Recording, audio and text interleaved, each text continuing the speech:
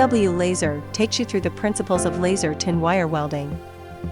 In the preheating stage, the laser output is used to preheat the pad to a target set temperature.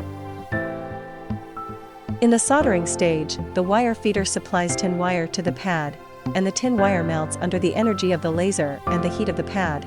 In the cooling stage, the wire is drawn back and separated from the solder joint, the laser gradually weakens to stop, and the solder joint is formed and cooled. Laser wire feed welding has the characteristics of compact structure and one-time operation, full welding joints, and good wettability with pads. Especially suitable for integrated circuit boards such as PCBs, optical components, acoustic components, semiconductor refrigeration components, and other single electronic components. UW would like to remind you that the precise implementation of the 3 steps of material preheating, wire feed melting, and wire extraction and separation is the key point to determine the perfection of the laser wire feed welding.